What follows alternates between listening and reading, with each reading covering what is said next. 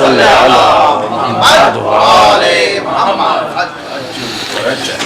ایک مرتبہ سورہ الحمد اور 3 مرتبہ سورہ توحید کی تلاوت کر کے ہدیہ فرمائیے اپنے تمام مرحومین، ہمارے مرحومین، جملہ شہیدان کربلا، جملہ شہدان اسلام، جملہ محبان اہل بیت، علماء، مجتہدین کرام جو اس دنیا سے جا چکے ہیں، ان سب کی خدمت میں۔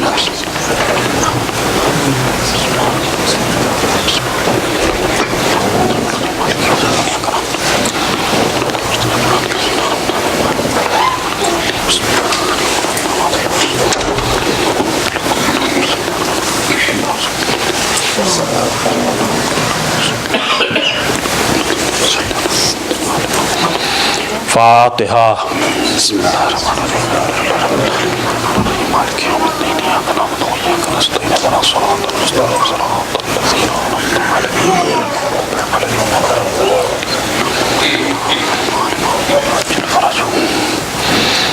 اعوذ باللہ السمیع العلیم من الشیطان اللعین الرجیم، بسم اللہ الرحمن الرحیم، الحمد للہ رب العالمین، والصلاة والسلام علی اشرف الانبیاء والمرسلین، سیدنا و نبینا و شفیعنا بالقاسم محمد وآل بیتہ الطیبین الطاہرین الغر المیامین المعصومین، واللعنۃ اللہ علی اعدائہم اجمعین من یومنا ھذا الی یوم الدین۔ اما بعد فقد قال اللہ سبحانہ وتبارک وتعالی فی کتابہ المبین، بسم اللہ الرحمن الرحیم، لقد ارسلنا رسلنا بالبینات وانزلنا معهم الكتاب والمیزان لیقوم الناس بالقسط وانزلنا الحدید فیہ باس شدید ومنافع للناس۔ صلوات پڑھیے محمد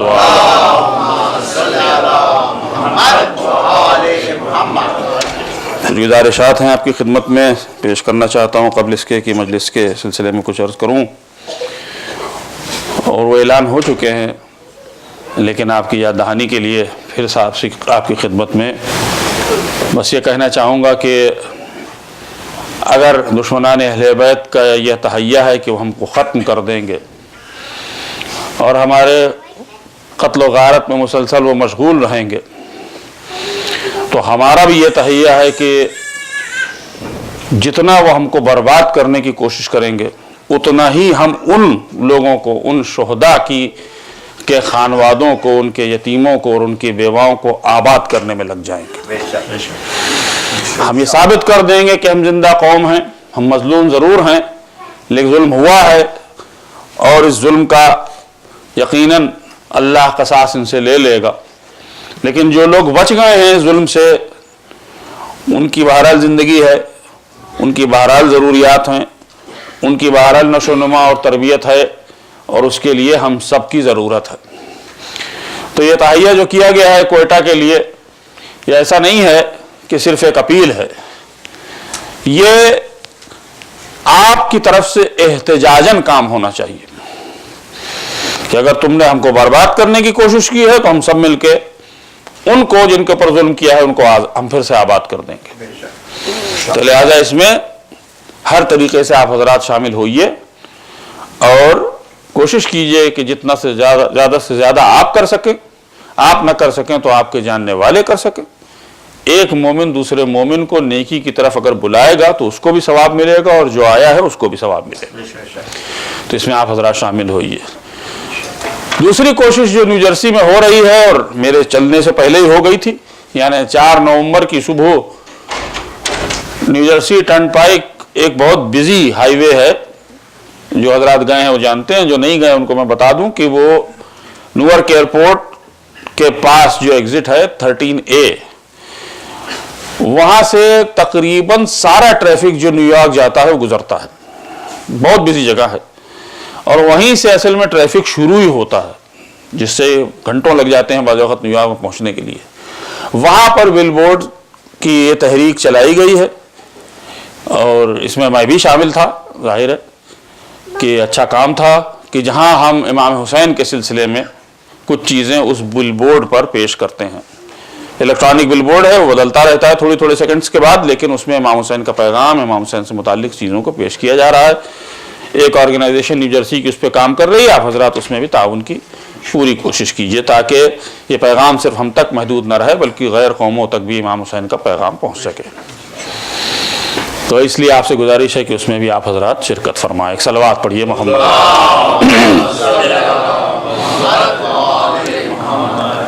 عزیزان گرامی، کل ہماری گفتگو جبر و اختیار کے سلسلے میں چل رہی تھی، اور میں اپنی گفتگو سے اپنے آپ کو مربوط کروں گا تاکہ یہ پورا سلسلہ آپ کی سمجھ میں آ جائے۔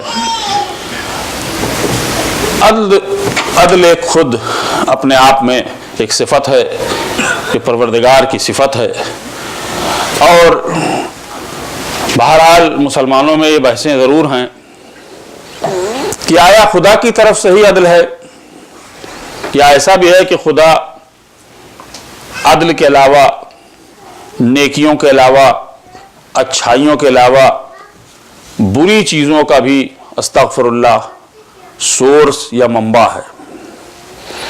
خدا سے ہر چیز جو ہم کو حاصل ہوتی ہے وہ نیکی ہے، یا شر بھی جو دنیا میں ہے وہ خدا کی طرف سے ہی استغفر اللہ آیا ہے۔ ہم نے کل آپ سے گفتگو میں کہا تھا کہ سب سے بڑا مسئلہ جو ہماری ہدایت کا تھا وہ شیطان کا مسئلہ تھا، کہ جو ہم کو بہکا دیتا ہے نیکی سے، لیکن پروردگار عالم نے اس بہکانے والے کے مقابلے میں ایک بہت بڑا ہدایت کا سفینہ ہمارے حوالے کر دیا ہے، سبحان اللہ، کہ جس کے ذریعے ہم کبھی اگر چاہیں تو وہ مشعل راہ بن کر ہمارے لیے ایسا نور فراہم کرے گا اور ایسا راستہ فراہم کرے گا کہ ہم صراط مستقیم پر بآسانی چل سکتے ہیں۔ تو جہاں تک شرور ہیں اور جہاں تک عدل ہے یا کوئی نیکی ہے، آئی کہاں سے، اس کا سورس کیا ہے؟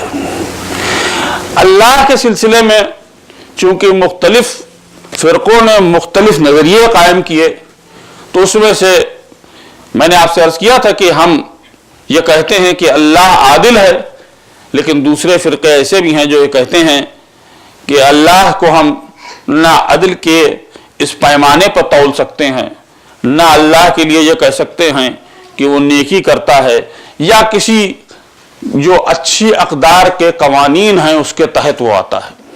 خدا کی ذات وہ کہتے ہیں اس سے بہت بلند ہے، لہذا وہ ان قوانین کے تحت آتا ہی نہیں۔ اب سوال یہ ہوتا ہے کہ اگر وہ عدل کرتا ہے یا نہیں کرتا ہے، تو جہاں عدل نہیں ہوگا اس کی ضد ہے ظلم۔ کسی شے کو پہچاننے کے لیے بعض وقت یہ ضروری ہوتا ہے کہ اس کی ضد کو پہچان لیا جائے تاکہ پھر اس شے کو پہچانا جا سکے۔ رات کو اگر آپ پہچان لیجئے گا تو دن آپ کی سمجھ میں آ جائے گا، صبح کو پہچان لیجئے گا شام آپ کی سمجھ میں آ جائے گی، اچھائی کو پہچان لیجئے گا برائی سمجھ میں آ جائے گی، سبحان اللہ، یا برائی کو پہچان لیجئے گا تو اچھائی سمجھ میں آ جائے گی۔ اب سوال یہ ہے کہ اگر خدا کے لیے استغفر اللہ کسی نے کہا بھی ہے کہ ظلم کرتا ہے معاذ اللہ، حالانکہ کھلم کھلا انہوں نے نہیں کہا ہے، لیکن ان کے جتنے بھی علماء بڑے بڑے ہیں انہوں نے جتنی باتیں کی ہیں اس سے نتیجے یہی نکلتے ہیں، خیر کرے تو بھی ٹھیک، شر کرے تو بھی ٹھیک۔ اصلاً کوئی چیز اچھی یا بری نہیں ہے، اچھی اس لیے ہے کہ خدا نے کہا ہے کہ اچھی ہے، بری اس لیے ہے کہ خدا نے کہہ دیا ہے کہ بری ہے۔ مثلاً چوری کرنا قرآن مجید میں بھی منع ہے، اللہ نے حکم دے دیا ہے اس لیے چوری بری چیز ہے۔ اگر اللہ کہہ دیتا کہ چوری اچھی چیز ہے تو اصلاً چوری اچھی چیز ہو جاتی، پھر اس کی کوئی حیثیت نہ ہوتی۔ تو اب سوال یہ ہوتا ہے کہ اگر خدا استغفر اللہ اگر کہا جائے کہ ظلم کا بھی سلسلہ اسی سے ہے، دنیا میں ہم ظلم تو دیکھتے ہی ہیں اور ہمارے سامنے نہ جانے کتنے مظالم روزانہ ہو رہے ہیں جن سے ہم واقف ہیں، ہم اس کا شکار ہیں، تو آخر یہ ظلم آخر یہ ہے کیا، اور ظالم ظلم کرتا کیوں ہے؟ اگر یہ پتہ چل جائے تو ایک اور گتھی خود سلجھ جائے گی ہمارے لیے۔ ایک صلوات پڑھیے محمد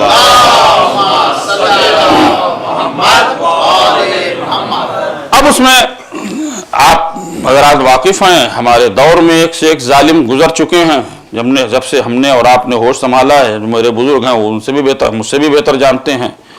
ہمارے دور میں وہ ملعون صدام تھا جس نے 30 برس تک عراق پر وہ ظلم کیا ہے، اور وہ ظلم کیا ہے کہ جس کی کوئی گنتی نہیں۔ یہ ایک انسان تھا جس نے ظلم کیا ہے، اور نہ جانے ایسے کتنے ڈکٹیٹر ابھی بھی موجود ہیں جو روزانہ ظلم کر رہے ہیں۔ وہ بحرین والا کوئی کیا بہت شریف آدمی ہے، یہ جو سعودی عرب میں بیٹھا ہوا ہے یہ کیا بہت اچھا آدمی ہے۔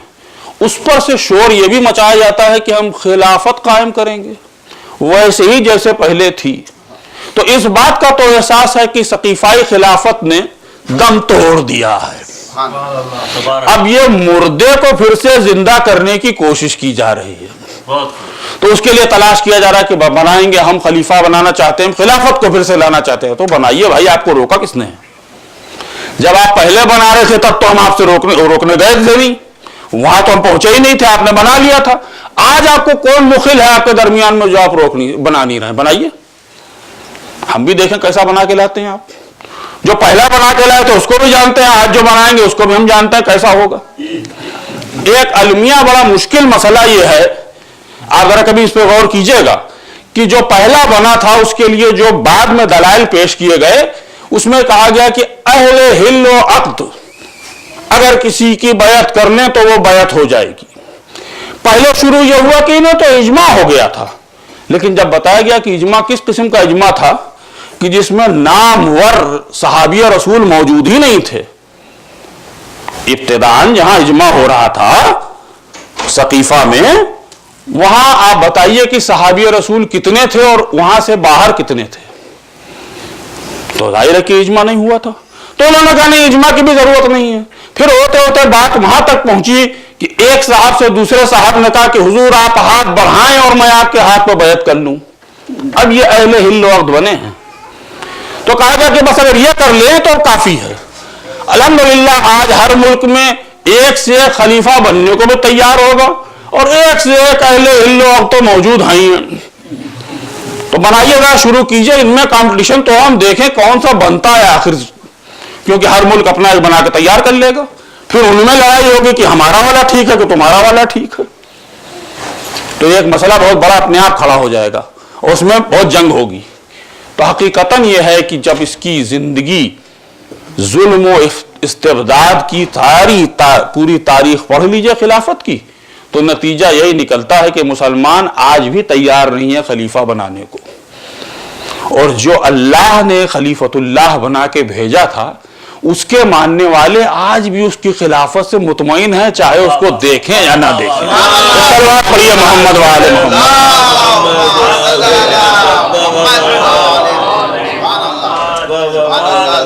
جتنے ہیں وہ سر جھکائے ہوئے ہیں کہ ہاں وہ نہیں نظر آ رہا ہے، ہمارا یقین ہے، پس پردہ ہے، ہم جانتے ہیں، ہمیں یقین ہے کہ وہ ہے موجود، ہمیں اس کے ہونے کا یقین ہے۔ اور جن کے پاس سارے وسائل ہیں، ایک سے ایک چھانٹ کے لاتے بھی ہیں، وہ کانا بھی تو گھوم رہا ہے افغانستان میں جس کو بنانا چاہتے ہیں۔ کون ہے وہ کمبخت ملا عمر کا نام ہے اس کا کچھ، اس کو بھی بنانا چاہتے ہیں۔ آپ ذرا سوچئے کہ کیا دور اندیشی کا کام کرے گا وہ قوم کے لیے اگر بن گیا، آپ ذرا سوچئے۔ لیکن ارمان دل میں وہی جاگ رہے ہیں جو خلیفہ وہ سقیفہ والے تھے، بنانا چاہتے ہیں۔ تو ہر جگہ جہاں ہم دیکھتے ہیں کہ ظلم ہے، ذرا تلاش کریں کہ ظالم ظلم کرتا کیوں ہے، اس کے اوپر ذرا توجہ دے لیں۔ پہلی وجہ جو سمجھ میں آتی ہے وہ یہ ہے کہ ظالم ظلم اس لیے کرتا ہے کہ وہ لا علمی کی وجہ سے کر دیتا ہے، اسے پتہ نہیں ہے حقیقت، لیکن اپنی انانیت کی وجہ سے، اپنی حکومت کی وجہ سے، اپنے اقتدار کی وجہ سے، اپنی طاقت کی وجہ سے وہ ظلم کر بیٹھتا ہے۔ ایک سبب یہ ہو سکتا ہے۔ دوسرا سبب یہ ہے کہ ظالم کو خطرہ محسوس ہوتا ہے کہ اگر میں نے ظلم نہ کیا تو یہ ہمارا دشمن بن کے کل کھڑا ہو جائے گا، ہم سے لڑے گا، تو لہذا ابھی جب یہ ابتدا کا معاملہ ہے اس کو ختم کر دیا جائے، تو ظلم سے اپنی بغاوت کو دبانے کے لیے کام کیا جاتا ہے کہ ظلم کر دیتے۔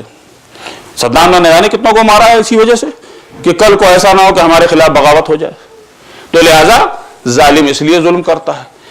ایک وجہ اور ظالم کی یہ ہوتی ہے ظلم کرنے کی کہ اسے کوئی چیز حاصل کرنی ہوتی ہے، یوں حاصل ہو نہیں سکتی، تو لہذا حملہ کر کے، جنگ کر کے، قبضہ کر کے، چھین کے، ظلم کر کے وہ چیز حاصل کی جاتی ہے۔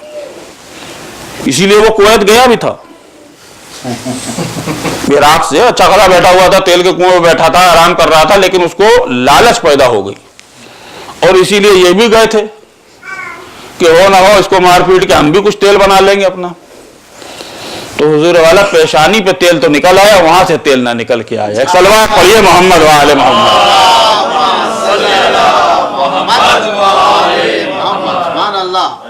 تو ایک یہ خواہش ہوتی ہے، بعض اوقات روب کے لیے ہوتا ہے، کیا ہم اگر تھوڑا بہت ظلم کر دیں گے، ایک نمونہ دکھلا دیں گے، تو باقی قوم تو خود ہی ہراساں اور پریشان ہو جائے کہ اللہ اکبر، اس نے ذرا سی غلطی کی تھی، اس کو اتنی بڑی سزا دی گئی، اتنا بڑا ظلم کیا گیا، اگر ہم نے بغاوت کر دی تو نہ جانے کیا ہوگا اور ہمارے ساتھ کیا سلوک کیا جائے گا۔ لہذا اور یہ بھی ہوتا ہے کہ دکھانے کے لیے ہے کہ آج ہماری حکومت اتنی بڑی ہے اور کل اگر ہم قبضہ کر کے دوسرا ملک میں ملائے تو بہت بڑی حکومت کے مالک ہو جائیں گے۔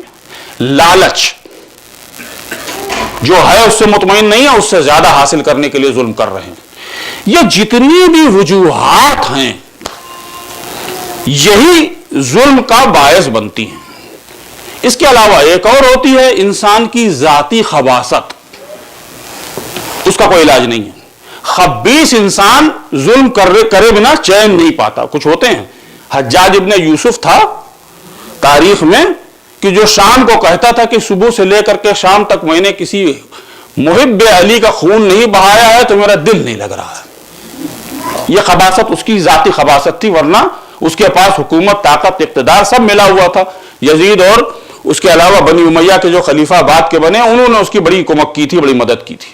اس کو کسی چیز کی ضرورت نہیں تھی، اگر وہ 4 شیعوں کو نہ مارتا تو اس کے اوپر کوئی اثر نہیں پڑنے والا تھا، لیکن خباثت کہہ رہی تھی کہ ظلم کرو۔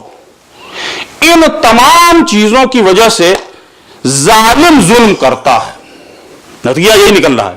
آپ حضرات شاید متفق بھی ہیں مجھ سے، یہی وجہ ہوتی ہے، کچھ نہ کچھ سبب اس کے پیچھے ہوتا ہے۔ الحمدللہ یہ کوئی بھی ایسی ضرورت خدا بند عالم کے لیے نہیں کہی جا سکتی، نہ تو اسے اقتدار کا شوق ہے، نہ اسے لالچ ہے، نہ اسے کسی کے اوپر دبدبہ اپنا قائم کرنا ہے، نہ اسے اپنے ملک کے اقتدار کو بڑھانا ہے، نہ استغفر اللہ خباثت کا کوئی خیال بھی لا سکتا ہے، نہ وہ کسی سے کوئی مال چھین کر کے بڑا بزرگ بن جائے گا، جی نہیں، وہ اللہ الصمد ہے، وہ بے نیاز ہے بندوں سے، اس کو کسی چیز کی ضرورت نہیں ہے۔ ایک صلوات پڑھیے محمد وآل محمد۔ تو اس کا مطلب یہ ہوا کہ ظلم کا کوئی تعلق خدا سے نہیں ہے۔ اللہ ظلم نہیں کرتا، بلکہ اس نے آیات نہ جانے کتنی قرآن مجید میں ہیں جو گنائی جائیں، متواتر نہ جانے کتنے طریقوں سے، کتنے انداز میں اس نے کہا ہے کہ میں ہرگز کسی پہ ظلم نہیں کرتا ہوں، کیونکہ اس کو کوئی چیز کی ضرورت ہی نہیں، نہ اسے مال چاہیے، نہ اسے اسباب چاہیے، نہ اسے اقتدار چاہیے۔ وہ ہم سب سے چونکہ بے نیاز ہے اور دنیا کے بندوں سے بے نیاز ہے، تو ظلم کا خیال بھی نہیں کیا جا سکتا کہ اللہ کسی پہ کرتا ہے۔ اللہ ہرگز ظلم نہیں کرتا، بلکہ اس کا ہر کام عدل کے اوپر مبنی ہوتا ہے۔ عدل اور انصاف سے وہ ہر کام کو انجام دیتا ہے، اور عدل اور انصاف سے ہی وہ ہر چیز کو پیدا کرتا ہے۔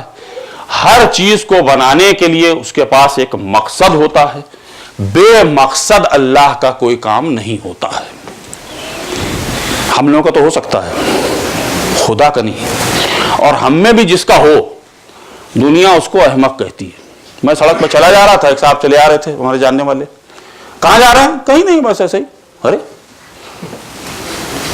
ایک صاحب ملے, ہمارے دوست تھے, مکان بہت خوبصورت بنا رہے تھے, اعلیٰ قسم کا, ملینز آف ڈالر لگا دیے. کیا اس میں آپ آگے انشاءاللہ رہیں گے, آپ کی رہائش بدل جائے گی؟ کہ جی نہیں, میں تو, میرا الحمدللہ بہت عمدہ مکان ہے. تو کیا پھر اس کو کس لیے بنا رہے ہیں, کرائے پہ اٹھائیں گے؟ جی نہیں, مجھے کیا شوق ہے, میرے پاس تو اتنا پیسہ ہے, میں کرائے پہ کیوں اٹھاؤں گا؟ تو یہ آخر کیوں بن رہا ہے؟ بس ایسے ہی. تو ایسے ہی جو کہہ رہا ہے تو دنیا کی نظر میں احمق ہے کہ بیوقوف آدمی اپنا پیسہ بلا فائدے میں برباد کر رہا ہے, اس کی کوئی ضرورت نہیں ہے. عام طور پر ہم جو کام انجام دیتے ہیں اس میں ایک کیوں ضرور لگا ہوتا ہے یا وجہ ضرور ہوتی ہے. آپ کہیں جا رہے ہیں اس لیے کہ یہ کام کریں, آپ گھر سے نکلے ہیں اس لیے کہ فلاں کام کو انجام دیں, آپ کہیں سے پلٹ کے آ رہے ہیں اس لیے کہ اپنے آشیانے پر پہنچ جائیں. ایک اس لیے ضرور لگا ہے, وجہ لگی ہے کہ کیوں کر رہے ہیں کسی کام کو, چاہے تفریحاً کر رہے ہوں اور چاہے مجبوری میں کر رہے ہوں اور چاہے عادتاً کر رہے ہوں, لیکن وجہ ضرور ہوتی ہے. اس کے لیے آپ کام انجام دیتے ہیں. اللہ کے بھی ہر افعال میں یہی چیز ہوتی ہے کہ خدا بند عالم جو بھی کرتا ہے بے مقصد نہیں ہوتا, اس کا ایک مقصد ہوتا ہے. چنانچہ خلیفہ کے سامنے جب مکھی بھنک رہی تھی ناک کے سامنے, تو اس نے پلٹ کے پوچھا کہ اللہ نے مکھی کیوں بنائی؟ تو جواب یہی دیا گیا کہ تیرے سے جیسے ظالم کو یہ دکھلانے کے لیے کہ تو ایک مکھی سے بھی جیت نہیں سکتا ہے, یہ حیثیت ہے تیری کہ تو ایک مکھی کے اوپر بھی کنٹرول نہیں کر سکتا ہے. اللہ نے جو مکھی کو بنایا ہے, یہ کیڑے مکوڑے, حشرات الارض, نہ جانے کتنے جانور, وحشی جانور, خطرناک جانور, سمندر میں بڑے بڑے جانور, زمینوں پہ چلنے والے, انسان نما بھی کچھ جانور بن گئے ہیں, یا کہیں کہ انسان جانور بن گیا ہے. اس کو بھی قرآن مجید نے بیان کیا ہے کہ اولئک کالانعام بل ہم اضل سبیل. ارے یہ تو چوپائے ہیں, بلکہ اس سے بھی بدتر. معلوم ہوا کہ ایک افضلیت انسان کو دی گئی تھی, لیکن اپنے افعال اور اپنے کردار کی وجہ سے وہ انسانیت کی منزل سے گر کر جانوروں کی صفوں میں آ گیا ہے. تو یہ ہوئی تنزلی کہ جہاں تھے بلندی پر وہاں سے نیچے آ گئے. اور کچھ ایسے جانور بھی ہیں کہ تھے تو جانور اور جانور رہے, لیکن ان کی مدح کر دی گئی ہے. اصحاب کہف کے ساتھ وہ نجس کتا کہ جس کو ہم چھونا نہیں چاہتے ہیں, چھونے تو نجس ہو جائیں, حضور والا مومنین کی اطاعت کرنے میں اس کی عظمت ایسی ہو گئی کہ جیسی نیند ان کو دی گئی تھی ویسے ہی نیند اس کو بھی دے دی گئی. اس نے اطاعت کی ہے تو جانور ہو کر کے بھی انسانوں میں سے کتنوں سے بلند ہے وہ کہ وفاداری کا ثبوت دیا اس نے اور مومنین کے ساتھ ہو گیا. تو اللہ نے ہر چیز کو اسی طریقے سے خلق کیا ہے. اب سوال یہ ہوتا ہے کہ دنیا میں خیر بھی ہے اور دنیا میں شر بھی ہے, آخر یہ شر آیا کہاں سے؟ ایک صلوات پڑھیں محمد.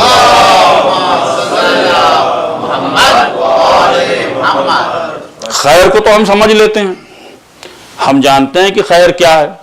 ہمیں جیسا میں نے کہا نا کہ ہمیں خود ضمیر میں اس بات کو ہمارے رکھ دیا گیا ہے, نفس میں پہنچا دیا گیا ہے کہ ہمارا نفس پہچان لیتا ہے کہ اچھی چیز ہے, یہ بری چیز ہے, یہ نیکی ہے, یہ بدی ہے, یہ اچھائی ہے, یہ برائی ہے, یہ کرنا چاہیے, یہ نہیں کرنا چاہیے. یہ تو ہمیں معلوم ہے کیوں ہمیں اس کا الہام دیا گیا ہے. وَنَفْسٍ وَمَا سَوَّاهَا فَأَلْهَمَهَا فُجُورَهَا وَتَقْوَاهَا. تو ٹھیک ہے بھائی, معلوم ہے, لیکن اچھائی کو تو سمجھ گئے ہم. مثلا اچھائی ہے علم, مثلا اچھائی ہے بینائی, مثلا اچھائی ہے تقوی, مثلا اچھائی ہے لوگوں کے ساتھ نیکی کرنا, مثلا اچھائی ہے سچ بولنا, مثلا اچھائی ہے اعلیٰ تعلیم حاصل کرنا. بہت سی اچھائیاں ہیں, گنتے چلے جائیے. لیکن برائی اس کے مقابلے میں جھوٹ, جو بینا تھا اس کے مقابلے میں نابینا, جو عالم تھا اس کے مقابلے میں جاہل, جو صحت مند تھا اس کے مقابلے میں بیمار, مریض. تو یہ خیر تو سمجھ میں آ گیا, خیر کا منبع بھی اللہ ہے, اللہ ہی نے اس خیر کو بھیجا ہے. شر کہاں سے آ گیا دنیا میں, اور اس کی ضرورت کیا تھی؟ ایک صلوات پڑھیں محمد.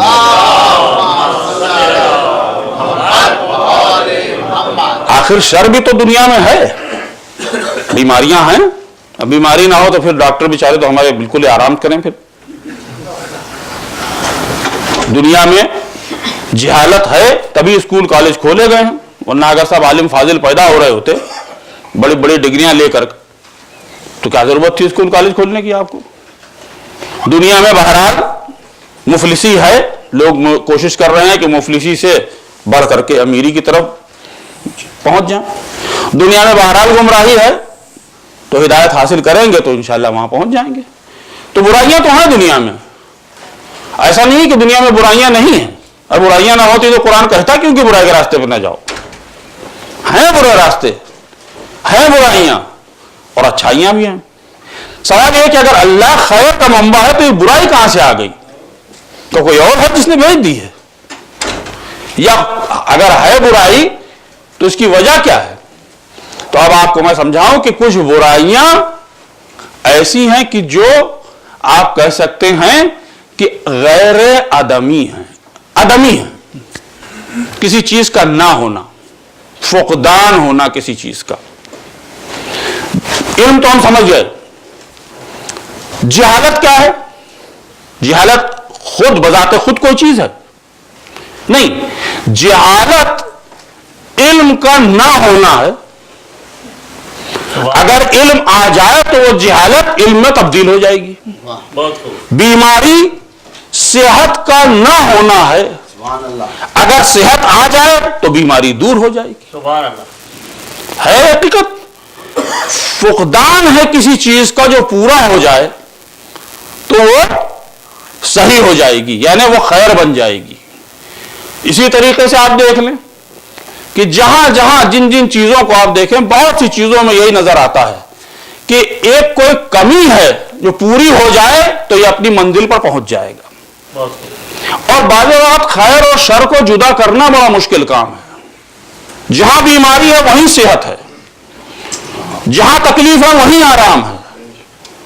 ये आप देखिएगा, कभी गौर कीजिएगा। मैं जल्दी जल्दी निकल रहा हूं उस मंजिल से, लेकिन आपको ये बता दूं कि जहां फुकदान है किसी चीज का, उसको अगर पूरा कर दिया जाए तो वो कमाल बन जाएगा, नेकी बन जाएगा, शर नहीं रहेगा। वो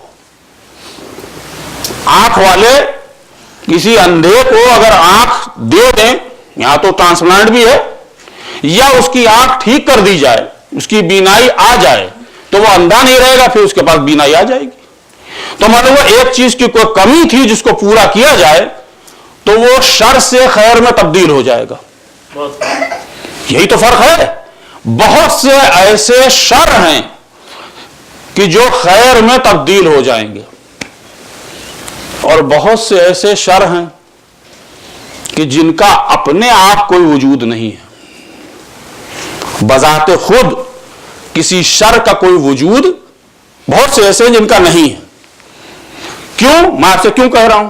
मैंने कहा जहालत के लिए कि जहालत दूर हो सकती है अगर इल्म आ जाए। इल्म के लिए तो यूनिवर्सिटी आपने खोल ली है, कॉलेज खोल लिए, मदरसे खोल लिए, स्कूल खोल लिए तालीम देने के लिए। क्यों? क्योंकि इल्म बजाते खुद एक हकीकत है। कोई जहालत का मदरसा खोला है आपने? कोई आपने ऐसा मदरसा खोला है कि फलां साहब पीएचडी हैं जहालत में, फलां साहब जो है उन्होंने बड़ी अच्छी डिग्री हासिल की है जहालत में? आपने आंख वालों के लिए तो सब कुछ कर लिया है कि चश्मे भी लगा लिए हो, कॉन्टैक्ट भी लगा लिए हो, सर्जरी भी हो जाती है, सब ठीक हो जाता है। बीनाई के लिए तो आपने सारे काम किए हैं। अंधे होने के लिए भी कोई इंस्टीट्यूट खोला है? क्यों? इसकी कोई चूंकि हकीकत ही नहीं है, ये फुकदान है। तो इसके लिए कोई डिग्री नहीं मिलने वाली है आपको। ये कमी है जिसको पूरा किया जाएगा ताकि पुर हो जाए वो जगह और इंसान कमाल तक पहुंच जाए। सलवात पढ़िए मोहम्मद।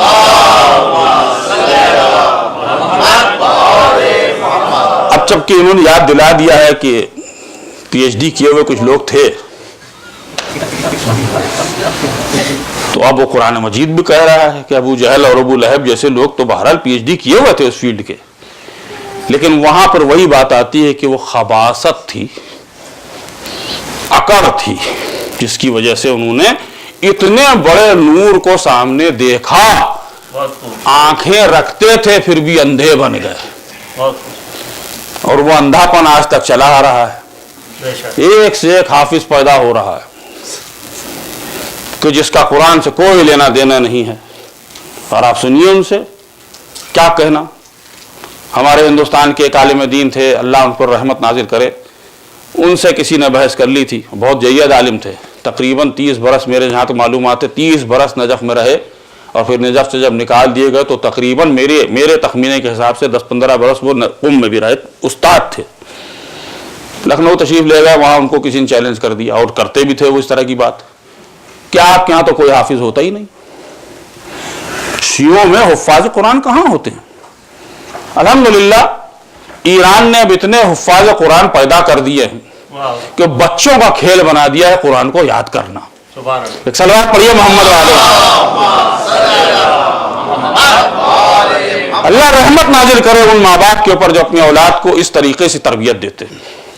اور کیا کہنا وہاں کے معاشرے کا اور وہاں کے غذا کا اور وہاں کے لوگوں کا کہ جنہوں نے 6 سال 8 سال 10 سال کے بچوں کو قرآن صرف حفظ نہیں کرایا ہے، الٹا پڑھوا لیجئے، سیدھا پڑھوا لیجئے، صفحے پلٹ کے پڑھوا لیجئے، ایک صفحے پہ پڑھوائیے ایک آیت اور 10 صفحے پلٹنے کے بعد کہیے کہ اس صفحے کی آیت کون سی ہے، ان کو معلوم ہے، جیسے معلوم ہوتا ہے امپرنٹ کر دیا گیا ان کے برین پہ، ان کی میموری پر۔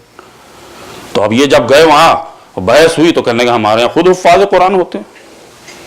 انہوں نے کہا کون ہے بتائیے، اب چونکہ لکھنؤ میں اس طرح کے نہیں ہیں وہ اس لیے چیلنج کر رہا تھا، انہوں نے کہا میں خود ہوں۔ کہاں حافظ قرآن ہے؟ کہا بالکل۔ کہ ذرا دکھلائیے اپنا مظاہرہ کیا، کہ کسی دن بلا لو سارے حافظوں کو جو تمہارے بڑے بڑے ہیں۔ چنانچہ سارے حافظ بلا لیے گئے، یہ بھی پہنچ گئے۔ انہوں نے کہا میں پوچھوں سوال، یہ پوچھیں گے؟ ان کا آپ ہی پوچھ لیں، وہ جانتا تھا کہ یہ حافظ نہیں ہے۔ انہوں نے کہا یہ بتاؤ تم سارے حافظ ہو، کہاں انا سے کتنی آیتیں قرآن میں شروع ہوتی ہیں؟ اب ذرا سوچیے آپ، انا سے کتنی قرآن کی آیتیں، قرآن کی آیت شروع ہوتی ہیں انا سے، تو اس کو یاد تو ہے الف لام میم سے لے کے والناس تک، لیکن یہ نہیں بتا سکتا کہ انا سے کتنی آیتیں شروع ہوتی ہیں۔ کہا یہی تمہارے حافظ ہیں، ان کو یہی نہیں معلوم، بیسک چیز ہے قرآن کی۔ تو معلوم ہوا کہ رٹنا الگ ہے اور قرآن کا علم حاصل کرنا الگ ہے۔ صلوات پڑھیے محمد علیہ۔ تو حضور والا شر کی اپنی حقیقت، بہت احتیاط سے بول رہا ہوں، کچھ جگہوں پہ ایسا نہیں کہ حقیقت نہیں، ہم انکار حقیقت نہیں کر رہے ہیں، لیکن ہم یہ کہہ رہے ہیں کہ یہ ہو سکتا ہے کہ شر ایک خلا ہو جس کو پر کرنے کی ضرورت ہو، اور جب وہ خلا مکمل ہو جائے گا تو اس میں شر نہیں رہے گا۔ اور شر کی ایک حقیقت یہ بھی ہے کہ وہ ریلیٹو ہے، تبعیضی ہے، ایک دوسرے سے ڈیفرنٹ ہے، اس لیے بھی شر ہے۔ مثلا شیر بھیڑیا تو ہمارے لیے شر ہے، یہ وحشی جانور ہمارے لیے، سانپ بچھو، بڑے بڑے ڈنک مارنے والے بچھو، یہ سب ہمارے لیے شر ہیں۔ کیوں شر ہیں؟ ان سے خطرہ ہے۔ کیا خطرہ ہے؟ خطرہ یہ ہے کہ اگر یہ ہمیں کاٹ لیں گے، ہمیں کھا جائیں گے، تو ہم جس کمال پر جانا چاہتے ہیں اس کو بیچ میں روک دیں گے، یعنی موت آ جائے گی ہم کو۔ موت آ گئی تو ہم وہاں تک نہیں پہنچ پائیں گے، چونکہ یہ ہمارے لیے خطرناک اس طرح سے ہیں، لہذا ہم ان کو برا سمجھتے ہیں۔ اچھا گھوڑے کو کسی نے سمجھا ہے کہ شر ہے اس سے کوئی؟ گھوڑے نے کسی کو کھایا، ختم کر دیا؟ کسی جانور نے اس طرح کے گائے اور بھیڑ بکری جتنے بھی جانور ہیں، ان سے کبھی خطرہ محسوس ہوا ہے کہ آئیں گے ہم کو کھا جائیں گے، یا ڈنک مار دیں گے ہم مر جائیں گے، ہمارا دم نکل جائے گا 2 منٹ میں تو پورے جسم میں پوائزن پھیل جائے گا؟ نہیں، ہم ان سے ہی ڈرتے ہیں جن سے یہ خطرہ ہو کہ موت ہے۔ لیکن بذات خود وہ جانور اپنے لیے کیا ہے؟ شیر ہم کو کھا جائے گا تو ہم تو مر جائیں گے، لیکن بذات خود شیر اپنے لیے کیا ہے؟ شر ہے، خیر ہے؟ اپنے لیے تو ہر چیز خیر ہے بھائی۔ اب اس کی غذا چونکہ یہی ہے کہ وہ کھائے ہم لوگوں کو، تو مجبوری میں وہ کھاتا ہے کیونکہ اللہ نے اس کی غذا یہ بنا رکھی ہے۔ بذات خود وہ شر نہیں ہے، جب ہمارے ریلیشن شپ میں دیکھا جاتا ہے، ریلیٹیولی دیکھا جاتا ہے تو شر بن جاتا ہے، ورنہ وہ خود شر نہیں ہے۔ भेड़िया शर है भेड़ के लिए और भेड़ शर है घास के लिए, है ना। लेकिन अगर आप भेड़ को दरमियान से निकाल लें तो घास को कोई खतरा नहीं है भेड़िए से। एक सलवात पढ़िए मोहम्मद वाला।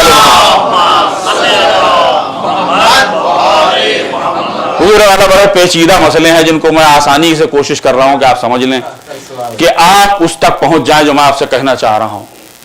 क्योंकि अगर मैं बहसों में वो भी जाऊंगा कि जो टेक्निकल बहसें हैं जिसे कहा जाए तो आप कंफ्यूज हो जाएंगे। लेकिन मैं आपको बिल्कुल आसान तरीके से लुकमे बना बना के खिला रहा हूं ताकि आप आसानी से इन पेचीदा मसलों को समझ लें। और भी बहुत सी चीजें हैं। बाज़ वक़्त हम रिलेटिव कुछ चीज को देखते हैं। बाजार गया मैं और जाके अनार खरीद के लाया, मैंने ला के रखा, मेरा बेटा आया, उसने कहा बाबा ये अनार तो बहुत बड़ा है। अब फसल अच्छी थी, ये जहां से भी आया था अनार वो खूब बड़े साइज का अनार था। क्यों?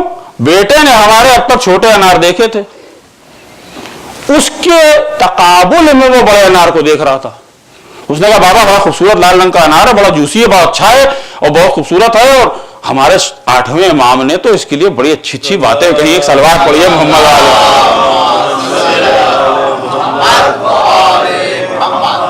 हमारे अइम्मा को अनार पसंद था और उसमें से निकल गया है। तो उसमें यह होता था कि इमाम ने फरमाया है कि अनार को बड़े एहतियात से खाओ, इसलिए कि इसमें एक दाना जन्नत का होता है। तो अगर आप एहतियात से अनार को खोलिए और एक एक दाने का ख्याल रखिए तो इंशाअल्लाह एक दाना तो आपके पेट में वो जाएगा ही जो जन्नत का दाना है।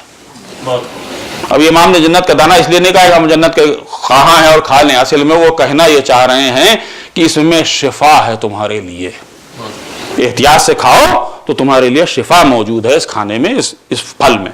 तो मैं आपको मिसाल दे रहा था कि वो बड़ा चूंकि उसने देखा तो उसने कहा ये बहुत बड़ा है।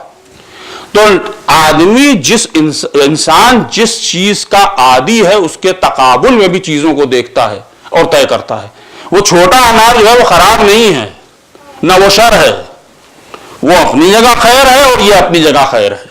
जो बड़ा है ये हमारे देखने का फर्क है कि हम कैसे देखते हैं उसको। बाज़ वक़्त कोई चीज हमारे लिए शर होती है लेकिन असल में वो शर होती नहीं है। एक सवाल पढ़िए तो मैं बताऊं आपको। तो जो आदमी अपने घर की रूफ चेंज करा रहा है, उसने कॉन्ट्रैक्टर बुलाया, $10,000 खर्चा किया, का बहुत अच्छी शिंगल्स डालना, बिल्कुल लीक ना करो, बेहतरीन बनाना, अंदर उसके इंसुलेशन भी अच्छा डालना। लग गया वो काम पर, उसने काम करना शुरू कर दिया। साहब वो ठोका पीटी शुरू हो गई। जहां ठोका पीटी शुरू हुए ऊपर से बादल आए गड़गड़ाते हुए। अब वो शिंगल्स तो निकाल चुका था, वो बरसना शुरू हुए कस के। अब ये साहब जो अंदर घर में बैठे थे, जिन्होंने अभी कॉन्ट्रैक्टर को बुलाया, इतना पैसा खर्चा किया, माल मंगवाया, घर की छत तो है उस कैफियत में नहीं है, लीक करेगी जब बारिश होगी, तो ये चीखना शुरू कर देंगे तो बारिश हमारे लिए शर है। तो हाँ, इनके लिए तो शर हो ही गई, लेकिन इस बारिश से और कितनी नेमतें पैदा होंगी उसका अंदाजा है आपको। तो वही शर जो इसके लिए शर था, न जाने कितनों के लिए नेमत बन के वो आया होगा। एक सलवात पढ़िए।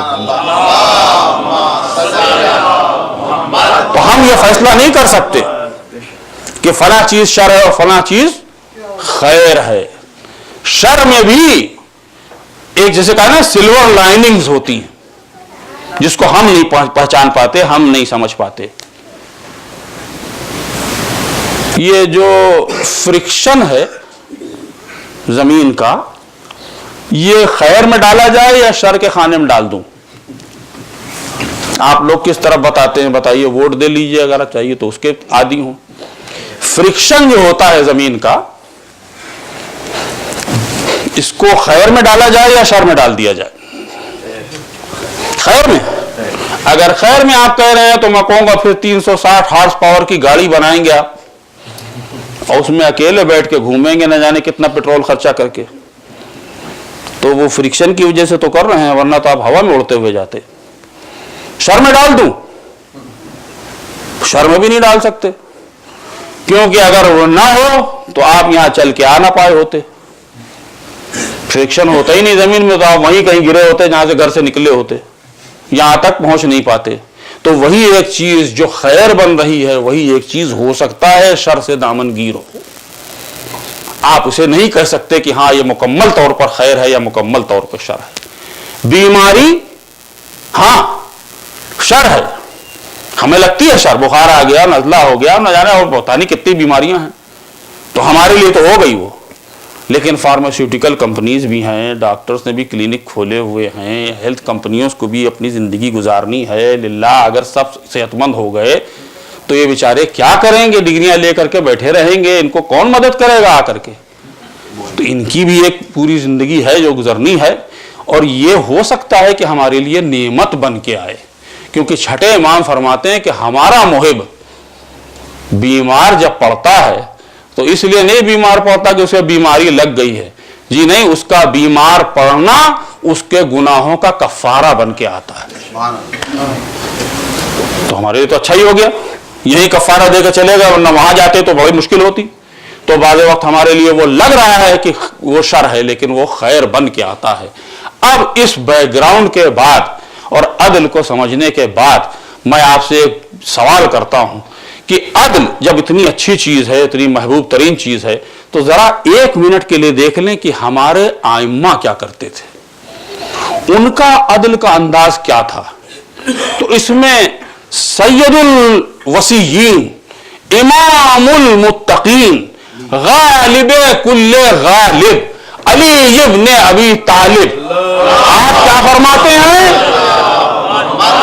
کیا فرماتے ہیں؟ ذرا عدل کے سلسلے میں ایک جملہ سن لیا، آپ کو اندازہ ہو جائے گا کتنا محبوب تھا امیر المومنین کو عدل. آپ فرماتے ہیں کہ ساتوں اقلیم کی اگر پوری حکومت میرے حوالے کر دی جائے، پوری قدرت میرے حوالے اس کی کر دی جائے، اور پھر مجھ سے کہا جائے کہ ایک چونٹی کے منہ سے ایک گیہوں کے چھلکے کو نکال لو ظلم سے، تو میں یہ سودا کرنے کو تیار نہیں ہوں. کتنا محبوب تھا علی کو عدل، کیا کہنا میرا مولا. اور میں کہتا ہوں کہ وہ عدل، اس کا عکس پوری زندگی میں نظر آتا تھا.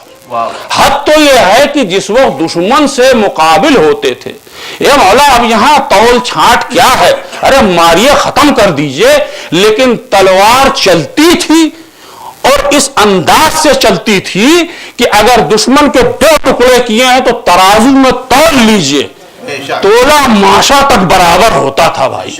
تو جس ہاتھ میں تلوار تھی وہ ید اللہ تھا، جو تلوار آئی تھی وہ ذوالفقار حیدری تھی. تو لہذا جب چلتی تھی تو پورے عدل اور انصاف کے ساتھ کاٹتی چلی جاتی تھی، ایک لمحے کے لیے بھی کسی کو غلط نہیں کاٹتی تھی.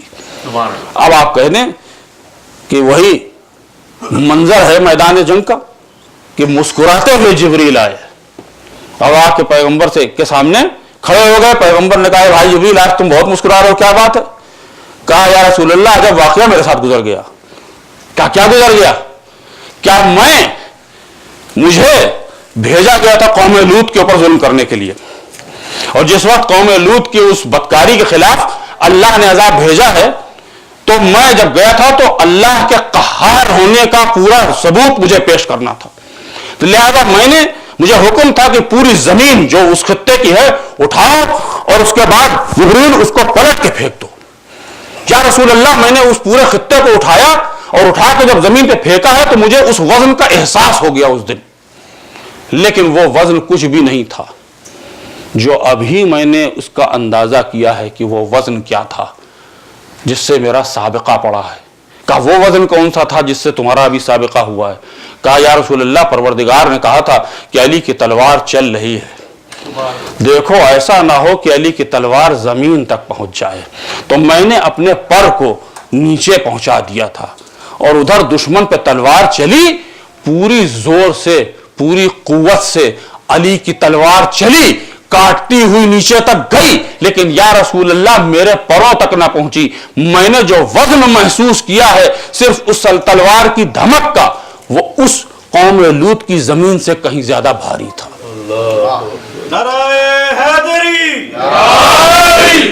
اب آپ اندازہ کیجئے کہ کیا تلوار چلاتے تھے مولا. لیکن چونکہ عصمت کے ہاتھ میں تلوار تھی تو جب چلتی تھی تو سرحد عصمت کو بھی پہچانتی تھی. जहां तक बातिल को काटना है वहीं तक काटती थी, और जब सरहद इस्मत आ जाता था तो खराश तक नहीं पड़ती थी। ये है अमीरुल मोमिनीन, और ये है इनका अदल और इंसाफ कि एक लम्हे के लिए भी जुल्म को बर्दाश्त नहीं करते थे। तो अब हम इस नतीजे पर पहुंचते हैं। आज की इस खुश गुफ्तगू की का नतीजा यह है कि शर को शर समझना भी ठीक नहीं है, और शर असल में हो सकता है कि पेश खेमा हो खैर का, और शर मुकम्मल तौर पर शर नहीं है, हो सकता है कि रिलेटिव हो, तकाबुली हो, और शर की अपनी कोई हैसियत नहीं है। ये हो सकता है कि किसी चीज़ का फुकदान हो जिसको पूरा कर लिया जाए। अब सवाल ये होता है कि अगर शर ऐसा ही है तो अल्लाह ने बनाया क्यों, फुकदान ये पैदा क्यों किए, ये एक दूसरे में इम्तियाज पैदा क्यों किया। होना तो ये चाहिए था कि ये इम्तियाजात नहीं होने चाहिए थे। तकाज़ाए अदल तो यही था कि हर एक बराबर होता, तकाज़ाए अदल तो यही था हर एक जैसा होता, तकाज़ाए अदल तो यही था कि तमाम दुनिया में कोई शर ना होता। लेकिन हुजूर वाला, अगर ऐसा हो जाता तो जरा सोचिए कि दुनिया की सूरत क्या होती। एक जरा सा शर का होना भी खैर की बुलंदी का ऐलान करता है, वरना अगर ना हो तो आप खैर को पहचानेंगे कैसे। मैं बाहर खड़ा था धूप में, मेरे ऊपर धूप पड़ रही थी, मेरा जिस्म का साया पड़ रहा था जमीन पर, जिस हिस्से पर साया पड़ रहा था वहां धूप नहीं पहुंच रही थी। वो साया खैर ना था, अगर आप कहें वहां एक फुकदान था। मैं वहां से 2 कदम हट के दूसरी तरफ चला गया, अब धूप वहीं पड़ने लगी जहां पड़नी चाहिए थी, मेरा साये की वजह से रुकी हुई थी। बस यही कैफियत शर और खैर की है कि जहां तक पहुंची नहीं है वो नेमत मुकम्मल तौर पर, वो शर बन के हमारी नजरों में है। हालांकि अगर वहां पर खैर आ जाए तो वो शर खत्म हो जाएगा। तो अब अल्लाह ने बनाया क्यों, इस दुनिया को इस तरह से बनाया क्यों, इस दुनिया में ये इम्तियाजात पैदा क्यों किए, इस दुनिया में ये नशे व फराज हैं क्यों। तो अगर सब चीज़ एक सी होती तो ना यहाँ पर वादी होती, ना यहाँ पर पहाड़ होते, ना बहता हुआ सिर्फ दरिया होता, ना खुश्की होती। भाई एक ही चीज़ हर जगह होनी चाहिए, तो समंदर तो होते ही नहीं ज़मीन होती, दरिया तो होते ही नहीं ज़मीन होती, ज़मीन भी होती तो बिल्कुल फ्लैट होती, क्योंकि उसमें भी ऊंचाई नीचाई हमको पसंद नहीं है। जो ऊंचा होता वो बुलंद और नीचा होता वो पस्त। हम कहते हैं कि हर चीज़ अदल के ऊपर मबनी होनी चाहिए। इस दुनिया में या तो दिन होते या रात होते। इस दुनिया के इंसान, अब आप जो भी फैसला कर लें कि उनका कद क्या होना चाहिए, 6 फुट 8 फुट 10 फुट जो आपको पसंद हो, सब उसी कद के होते, और उनकी औलादें भी सब एक सी होती, वो सब एक ही शक्ल और सूरत के होते। तो बताइए ये दुनिया रहने की जगह होती या अजायब खाना बनकर रह जाती। ये इम्तियाजात जो पैदा किए गए हैं कि एक ठेंगना है, एक लंबा है, काला है, गोरा है, एक सफेद है, एक इस मुल्क का, एक उस मुल्क का, एक की जबान ये, एक की जबान वो, एक सेहतमंद, एक जो है वो बीमार, ये तमाम इम्तियाजात इसलिए हैं कि दुनिया रहने की जगह बन जाए, वरना हम इसमें एक लम्हा न ठहर पाते। तो इसलिए ये इम्तियाजात का जो है सिलसिला, ये नेमत बन के आया है। तो अब जो साहब हमारी तरह लखनऊ में पैदा हुए और फख्र ना करें, हो सकता है कि पारा चिनार वाले हमसे बहुत अच्छे हों, और उनको भी फख्र नहीं करना चाहिए कि उनका रहना भी हमारे लिए नेमत है और हमारा पैदा होना भी उनके लिए नेमत ही बन के आया है। क्योंकि अगर ये इम्तियाजात ना हो तो हर चीज़ फिर एक सी हो जाएगी, या तो फिर इंसान मर्द हो या फिर औरत हो, या फिर एक ही सिन्फ का हो, एक ही कद का हो, एक ही तरह के बाल हों, एक ही तरह की आंखें हों, सबकी एक ही जबान हो, तो ये रोबोट्स की पूरी लाइन बन जाती पूरी दुनिया में, और कुछ ना होता, इंसानियत ना रह पाती। तो इसलिए ज़रूरी है इस फर्क इम्तियाजात, ताकि हम अंदाजा कर सकें कि परवरदिगार ने जो हमको दिया है वो भी एक अजीम है, जो दूसरे को दिया है वो भी अजीम है। लिहाजा हमें उसकी नेमतों का शुक्रिया अदा करना चाहिए कि जिस हाल में रखा है और जैसे रखा है वही हमारे लिए सबसे बेहतर है। एक सलवात पढ़िए मोहम्मद।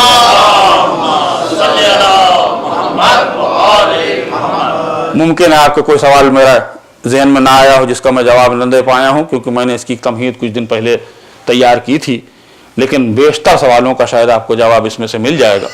پھر بھی اگر کوئی کمی رہ جائے گی تو انشاءاللہ میں کل کے مجلس میں اس کو مکمل کرنے کی کوشش کروں گا.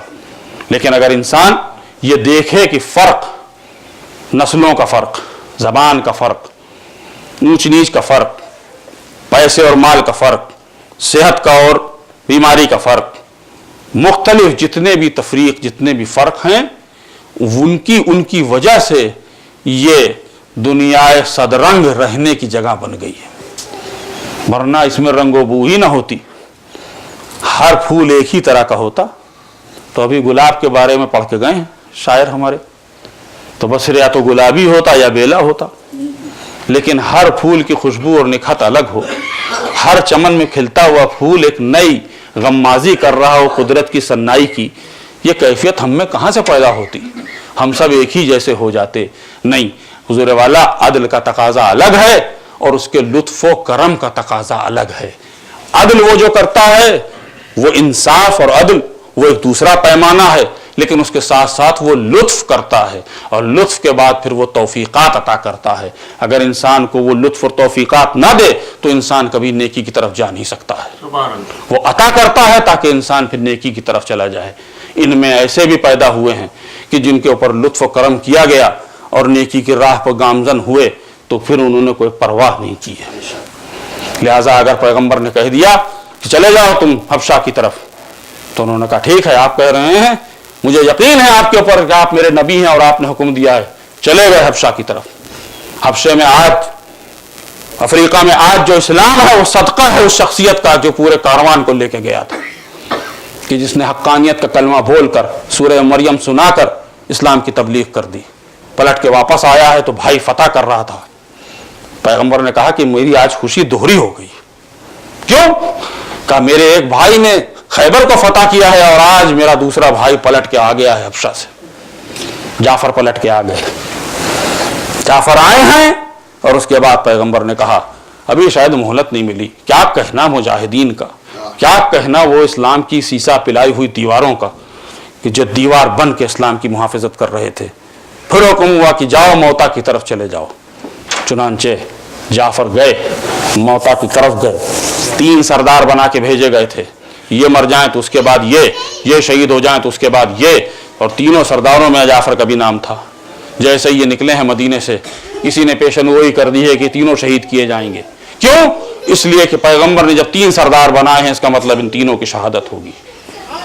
ایسی پامردی کے ساتھ اور ایسی قوت کے ساتھ جنگ کی ہے کہ دیکھنے والی جنگ تھی موتا کی، کہ جس میں جعفر نے وہ بہادری دکھلائی ہے کہ واقعی کہا جا سکتا ہے کہ ابو تراب کے بھائی تھے. وہ جنگ کی ہے کہ جس کو لوگ بیان نہیں کرتے ہیں، مگر پیغمبر نے بھی آج ایک معجزہ کر کے دکھلایا. مدینے میں موجود تھے پیغمبر، زمین سے کہا کہ تو ہٹ جا میرے درمیان سے، مجھے میرے بھائی کی جنگ دیکھنے دے.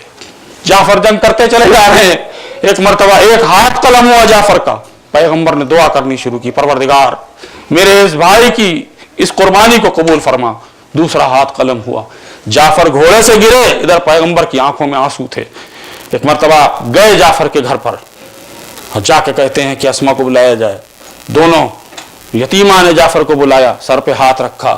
اسما نے پوچھا کیا بات ہے یا رسول اللہ، آج آپ غمزدہ نظر آ رہے ہیں، میرے بچوں کے سر پر ایسا ہاتھ رکھ رہے ہیں جیسے یتیموں کے سر پر رکھا جاتا ہے.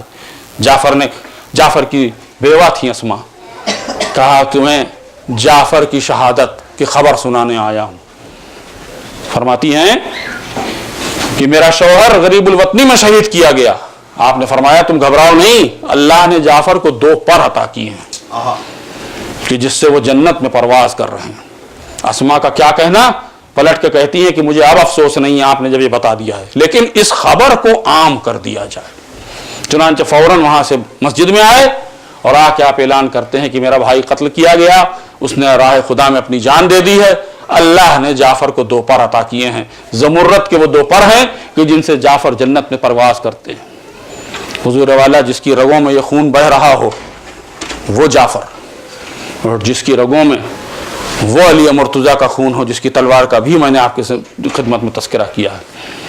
تو اب وہ بیٹے ہیں کہ جن کے لیے روایت یہ بھی کہتی ہے کہ اثناء راہ جناب عبداللہ تشریف لائے اور آ کے امام کی خدمت میں دونوں بیٹوں کو حوالے کیا. فرماتے فرزند رسول میں بیمار ضرور ہوں, میں جا نہیں سکتا ہوں, لیکن یہ دونوں میری طرف سے آپ کی بارگاہ میں پیش کیے جا رہے ہیں. کمسنی کا عالم ہے, کربلا کی وہ مارکہ خیز جنگ ہے, لیکن ذرا آپ دیکھیے کہ کیا انداز اور جوہر ہے. رات گزرنے والی ہے, ہر ماں اپنے بیٹے کو لیے ہوئے ہے ساتھ, اپنی قربانی کے ساتھ ہے, اور تسلی اور تشفی اور اس کے بعد ہمت افزائی کی جا رہی ہے. لیکن علی کی بیٹی کی کیفیت بڑی عجیب و غریب ہے. بیٹوں کو بلایا, اونو محمد دیکھو یاد رکھنا پانی کی طرف نہ جانا, اے اونو محمد تم کو یاد ہونا چاہیے کہ تم کس لیے یہاں آئے ہو. اور اس کے بعد جناب جعفر اور جناب امیر کی اس شجاعت کا پورا تذکرہ کیا کہ تم جانتے ہو کس کے پوتے ہو, تم جانتے ہو کس کے نواسے ہو. اے اونو محمد ماں کو کل سرخرو کر دینا, ایسا نہ ہو زینب شرمندہ ہو جائے. پوری رات زینب نے تنبیہ کی ہے, بچوں کو پورے طور پر تیار کر دیا ہے. صبح ہوتے ہی سیدھے امام کے پاس پہنچے ہیں, مولا ہم کو علم ملنا چاہیے. کمسنی کا علم ہے, حسین علم کیوں کر دے دیں. لیکن اس کے باوجود بھی جوش شجاعت میں اور جوش محبت میں یہ کیفیت ہے کہ چاہتے ہیں کہ جلد جنگ کی اجازت مل جائے. ابھی جب تک اصحاب لڑتے رہے کوئی بات نہیں تھی, لیکن جب اعزاء و اقارب کی باری آئی تو زینب نے اپنے ماجائے کو بلایا اور حسین کو یہ پیغام پہنچوایا کہ ثانیہ زہرا حسین سے کچھ بات کرنا چاہتی ہیں. لہذا حسین خیمے میں آئے اور زینب نے خیمے میں آ کے کہا, اے بھیا اب میں آپ سے بس ایک گزارش کرتی ہوں کہ میرے اس نذرانے کو قبول کر لیں. کہا زینب میں اونو محمد کو کیوں کر اجازت دوں. بس زینب نے کہا بھیا آپ سے زینب التجا کرتی ہے. نہ جانے کس انداز میں زینب نے اجازت حاصل کی ہوگی. بچوں کو سوار کیا گیا, کیوں کر سوار کیا گیا. ایک کو اکبر نے سوار کیا, ایک کو عباس نے سوار کیا. ارے فن شجاعت کے تمام ہنر عباسی سکھاتے تھے, اور یہ بچے اس کیفیت میں نکلے ہیں لڑنے کے لیے کہ کمسنی کے عالم میں بھی فوج اعلیٰ پر وہ حملے کرنے شروع کیے کہ اللہ اکبر. یہاں تک روایت کہتی ہے کہ عمر سعد کے خیمے کے بالکل نزدیک پہنچ گئے تھے, چاہتے تھے کہ اس کا قصہ تمام کر دے. کہ ایک مرتبہ اس نے چیخ کر آواز دی, کہہ رہے یہ علی کے شیر ہے, یہ جعفر کے پوتے ہیں, اور سب مل کر ان کے اوپر حملہ کرو. چنانچہ چاروں طرف سے حملہ ہونا شروع ہو گیا, اور اس کی تدبیر یہ کی گئی کہ ان دونوں کے درمیان میں فوج کو ڈال دیا گیا. بچے جدا ہو گئے, لڑتے چلے جا رہے ہیں, جنگ کرتے چلے جا رہے ہیں. آج بھی آپ جائیے کربلا کے باہر ایک روزہ ضرور ملتا ہے جس کے یہ کہا جاتا ہے, تاریخ خاموش ہے, حتمی طور پر نہیں بیان کیا جا سکتا, لیکن عجب نہیں ہے کہ ان میں سے ایک شہزادہ اتنی دور تک جنگ کرتا ہوا گیا ہو. لڑتے لڑتے لڑتے لڑتے ایک مرتبہ دونوں زخمی ہوئے, زخمی ہو کے آواز دی, ابو ہماری مدد کیجیے.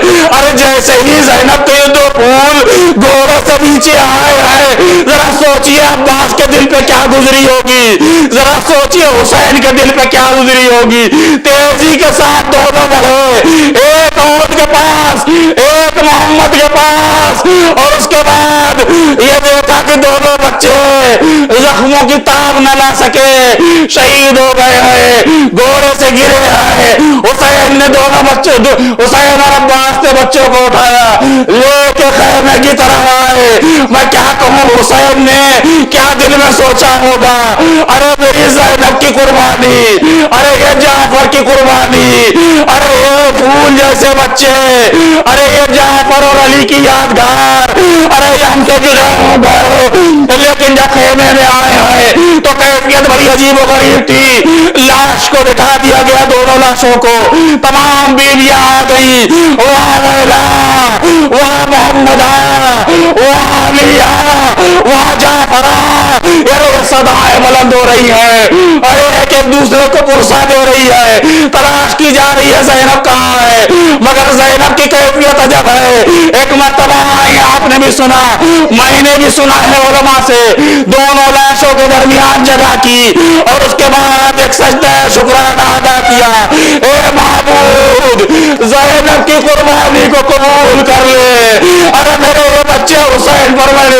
کیے، جب نہیں ہے شہزادی نے کہا ہو میرے بچے نثار حسین کو محفوظ کر دے، میرے بھائی کو بچا لے، اور اگر اندر یہی تک ہو تو میں مصائب کے بعد کو یہاں بند کر دوں، لیکن عزیزو یہ ایام بھی ہے اور شہادت کس کی پڑھ رہا ہوں، پورے راستے قید میں بھی کبھی یاد نہ کیا، جب روئی حسین کہہ کے روئی، جب روئی عباس کہہ کے روئی، ارے جب گریہ کیا علی اکبر کے لیے روئی، جب روئی اصغر کے لیے روئی، جب روئی قاسم کے لیے روئی، ارے سب کا گریہ کرتی رہی لیکن اپنے بچوں کو یاد نہ کرتی تھی۔ جب سرائے شہداء دیے گئے سب کے سر سب نے بھر بھر کے لے لیے، دو پھول جیسے بچوں کے سر تھے جن کی زلفیں تھی، ارے کیا شہید بچے تھے، ارے کتنے خوبصورت بچے تھے، بلکہ کسی نے اس سر کو نہ لیا۔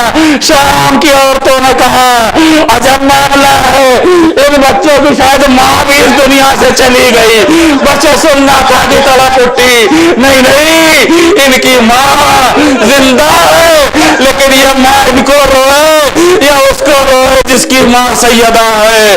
ارے میں اپنے بھائی کا ماتم کروں گی پھر بھی یاد نہ کیا، کربلا گئی یہاں پر بھی حسین کا گریہ کرتی رہی، سوگوار بنی رہی 3 دن تک، اور اس کے بعد یہاں سے جب قافلہ چلا پہنچ گئی مدینے، اپنے وطن پہنچ گئی، وہاں بھی کچھ نہ کیا، لیکن جب کچھ دن کے بعد عبداللہ بن جعفر نے گزارش کی کہ اب گھر چلیں تو پہنچی ہے، مجھے پورا واقعہ نہیں پڑھنا، ہاں یہ ضرور ہوا کہ جب زینب گھر میں بیٹھی تھی عبداللہ آئے تو پہچان نہ سکے، کہے بی بی آپ جن سے ملنے آئی ہے وہ موسمہ یہاں بھی نہیں ہے، وہ تو ہمارے آقا حسین کے گھر ہے۔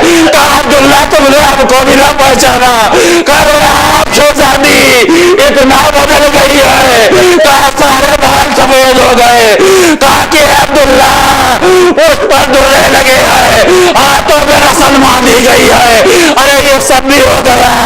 عبداللہ روئے، زینب روئی، اور یہ بات ختم ہو جاتی، لیکن بہرحال ماں کی ممتا نے کروٹ بدلی، جہاں ایک مرتبہ یاد نہیں کیا تھا اب کیفیت یہ ہے کہ گھر میں چلی، پہنچی وہاں اس حجرے میں کہ جہاں محمد کے بستر تھے، ماں کی ممتا نے کروٹ بدلی، اے میرے لال، اے میرے شیرو، اے ماں کی آنکھ کے نور، اے میرا میرا جگر، ارے محمد کہاں ہو، زینب تمہیں یاد کر رہی۔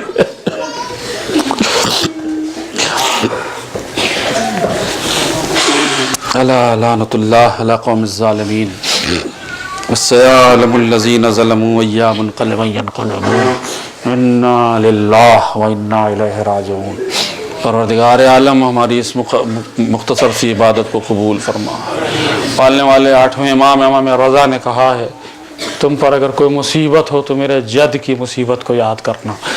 ہم نے جد امام رضا کی مصیبت کو یاد کیا ہے، تمام مومنین کی دلی حاجات کو پورا فرما، ہم سب کو کے گناہان کبیرہ و صغیرہ کو ان بہتے ہوئے آنسوؤں کے ساتھ معاف فرما، مقامات مقدسہ کی حفاظت فرما، علماء اعلام کی حفاظت فرما۔ پالنے والے ہمیں شہزادی سے اتنی محبت ہے کہ تیری بارگاہ میں دعا کرتے ہیں کہ علی کی بیٹی کی روزے کی حفاظت فرما، جو حضرات حفاظت کر رہے ہیں ان کو طول عمر عطا فرما، ان کو شاد اور آباد رکھ۔ پالنے والے شہزادی سکینہ کے روزے کی حفاظت فرما، تمام مقامات مقدسہ کی حفاظت فرما، ہم سب کو نیک عمل کی توفیق عطا فرما۔ ربنا تقبل منا انک انت السمیع